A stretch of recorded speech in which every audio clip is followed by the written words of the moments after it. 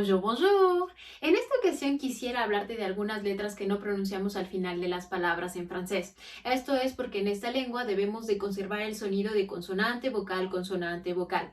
Si en este sentido nosotros encontramos una S, una T, una P, una R, al final de las palabras es probable que no lo pronunciemos. Sin embargo, existe la posibilidad que las necesitemos para poder conservar ese sonido de consonante vocal. A este fenómeno le llamamos liaison, es decir, una unión. Podemos tener tres tipos de uniones. Una que es obligatoria, podría ser entre los artículos y los sustantivos, como en el caso de les amis. Podría ser facultativa, en donde decidimos si la usamos o no. Podría ser con la palabra cuando en francés, que sería quand, y un pronombre personal sujeto, como lo es on o como lo es il, dando como resultado canton o canti. Pero es facultativa, es decir, yo decido si la hago o no. Y las otras que son prohibidas, es decir, es cuando nunca podremos unir esa consonante a otra vocal. Estoy hablando de casos como la conjunción i en español, pero que en francés es e.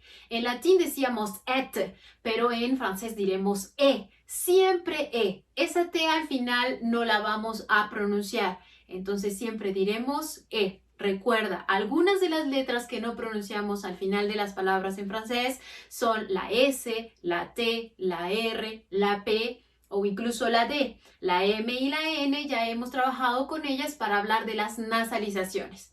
Una vocal que nunca sonará al final de las palabras si no tiene acento es la E.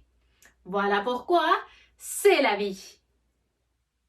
Vamos a empezar con algunos ejemplos para notar cómo pronunciamos estas palabras y evitamos ciertas letras al final de estas. On va commencer avec des exemples des mots avec S à la fin. Les langues, les étudiants.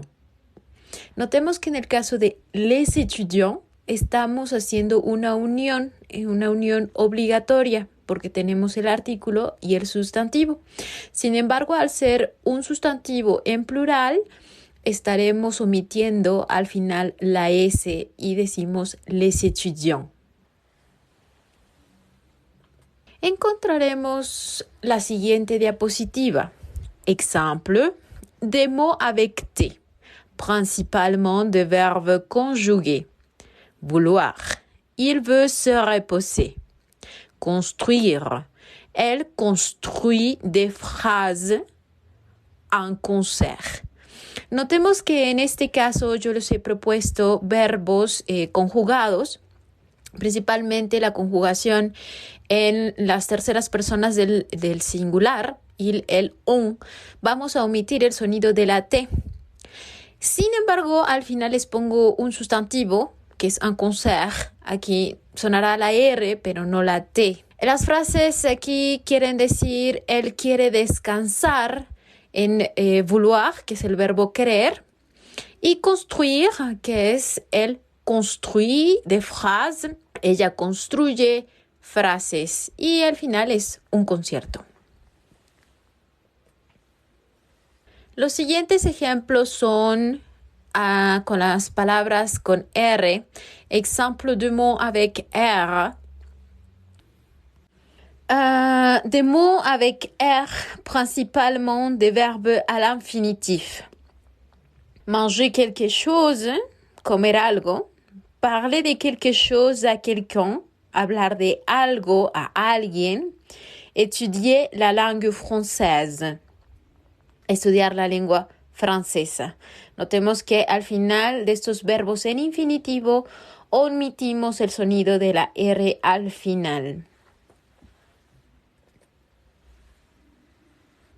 En esta diapositiva les quiero compartir el ejemplo con la palabra beaucoup.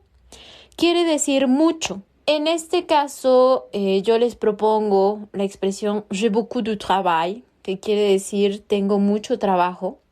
Beaucoup, no pronuncio la P al final. En ciertas ocasiones podremos hacer uso de esta P para llegar a la siguiente vocal y conservar el sonido de consonante vocal del cual hemos hablado al inicio de este video. Entonces, recordemos este adverbio, beaucoup. Por último, quisiera brindar ejemplos con palabras que terminan en D, exemple de mots avec D à la fin. Je suis d'accord, il est allemand, nous avons très froid.